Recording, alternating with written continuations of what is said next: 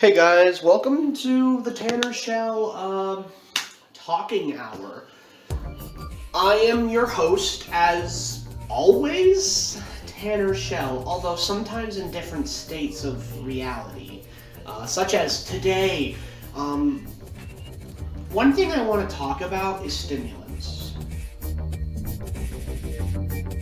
One thing people don't often understand about stimulants is that they stimulate. And obviously it's in the name, stimulant, stimulate. Now, let's say, hypothetically of course, you have this issue called Parkinson's. Well, technically not Parkinson's, it's juvenile Parkinsonism, but it degrades to Parkinson's. Same thing essentially. Doctors don't want to tell you this, and because there's stigma and issues about it. Parkinson's users are 5 times more likely to use drugs than the average person. Did I say 5? I meant 50. 50% more likely. And one of the big drugs that they prefer to use besides cannabis, everyone does cannabis, everybody does drugs, but that's the one that they like to use, is stimulants such as caffeine, amphetamines, and nicotine, tobacco. Because the way stimulants work is they kind of give you that dopamine hit that you don't normally get when you have Parkinson's, because Parkinson's in essence, very vaguely, is your dopamine receptors are degrading through the years. They're getting less and less and less. And that, well, it can cause depression, inevitably, of course. It also causes your body to kind of shut down and tremor, and joints can stick, a whole bunch of different things. So that's why a lot of people who have Parkinson's, such as myself, I have juvenile Parkinsonism, that's why I brought it up, of course, use stimulants because they keep us going. However, there's kind of an issue with that because stimulants are addictive by nature. They're just addictive drugs. Caffeine, nicotine, amphetamines, they're all fairly addictive. Now you can use them responsibly, of course, but that becomes harder through time. My big thing is I'm a nicotine and caffeine addict. I used to be an amphetamine addict, but I'm done with that for now. Hoping another day I'll get to experience that feeling. But for now, I'm trying to keep my bearings straight, relatively, of course.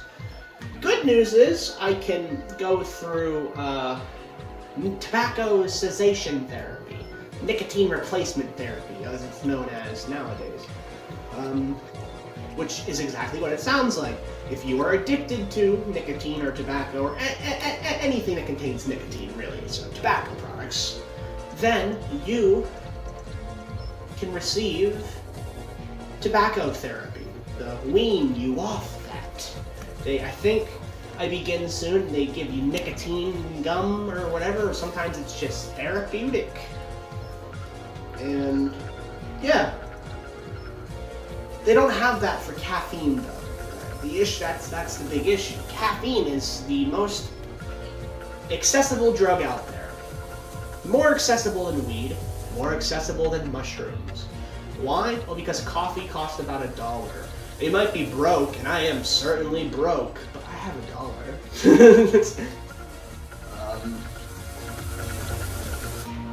This video is going to talk about the inner machinations in my mind and how enigmatic they are, to quote Patrick Starr. But instead, I just wanted to vent about addiction. I think it's an issue that doesn't get brought up as much as it should. Currently, I'm on a bunch of stimulants, so my brain is just popping off. College is great, by the way. Definitely do it if you're able to. Those who are watching. I know my age demographic is roughly 18 to 35. If you're able to do college, do it. It's worth it. Don't do it in America because it's not into that, but definitely do it. How's it going, folks? Pretty good? Pretty bad? Today was a good day.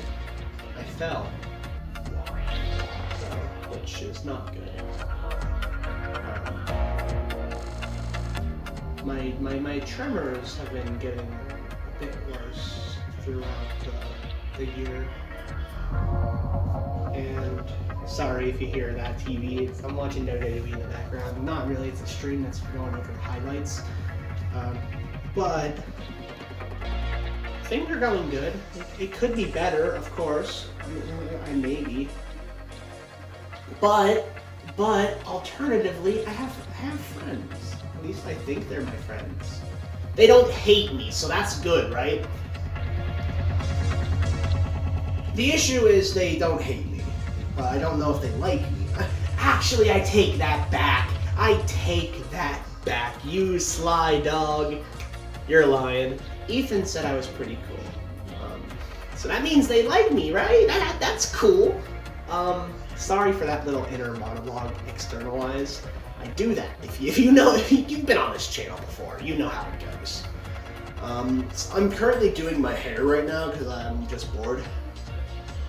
My hair looks pretty fucking fine. I cut it the other day. I gave myself a haircut. The day I made my trans coming out. Well, not really coming out, but a public video that addressed the trans me. That addressed me as a person. Even though I've been trans for God knows how long. Forever, essentially. I don't think there's a time where I haven't experienced gender dysphoria. What is gender dysphoria, Tanner? And like, how can you solve that? And well, you can't. Much like Parkinson's, or really any mental illness, you can treat it, but you can't cure it. I don't know why. We're not there yet. And you might have noticed that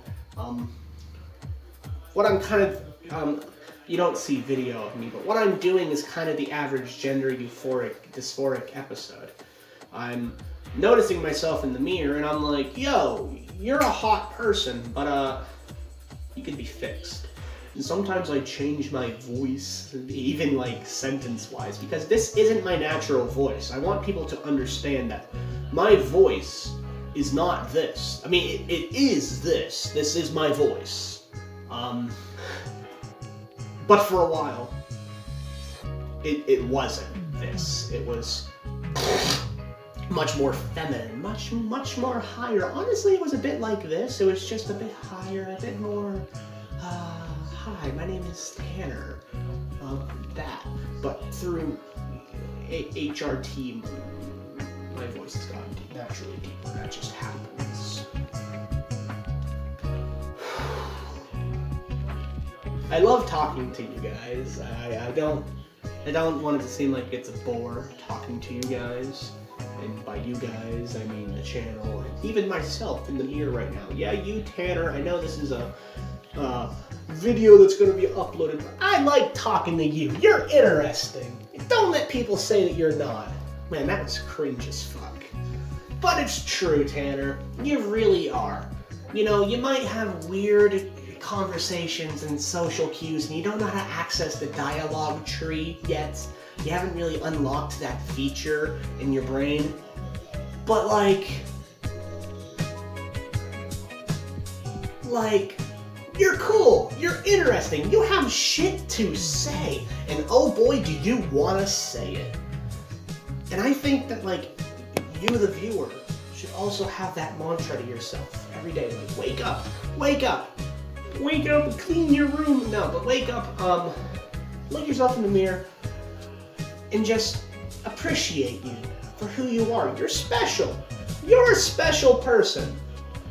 You're one of a kind. There is no other person like you. Your genetic material is one of a million, one of a kind, one of 8.7 billion. And that's pretty damn cool, isn't it? I think so. I think that's fucking awesome that each individual is different, but we collectively share this spirit. We collectively share this spirit, this collectiveness, this human nature. We have these innate, not morals, but these innate notions and these innate feelings. And it saddens me that hyper-individualistic tendencies have become the norm, because that completely obliterates this collective spirit that humans have. One video I would recommend on the subject is the Candace Owens versus Russell Brand debate. Now, I'm not saying this because I like Candace Owens. Candace Owens is a piece of fucking shit. The person we're watching, though, is named Russell Brand. Russell Brand is a famous actor, entertainer, singer, songwriter, who has been fairly based for the longest time if you're in the libertarian circle. And god damn it, this channel is a libertarian circle. We are the area of libertarian leftism.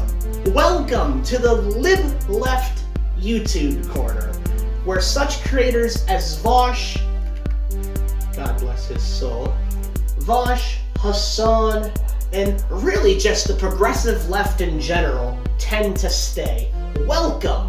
This is the official trailer of the Schlamma Show Progressive Left channel, although if you've been on my channel, like, just watch a few videos, please. I suggest the one on fascism. Very good. Very informative if you have no idea what it is. A lot of people genuinely don't. Watch it. Don't. I don't really care. This isn't a career of mine. It's just a community that I've gathered through years and years and years of talking online. The internet's the best thing ever. And while it does have some downfalls, the greater good is that while we don't have physical community, we have this collective hive mind. Just a joke, of course. Only slightly, though. Only slightly. This is Tanner Shell, presenting himself as the voice of reason. I hope you all have a great day, and please do some practice. By this, I mean do a good turn daily. Do something that makes someone happy. Turn the other cheek. And remember, solidarity forever, comrades.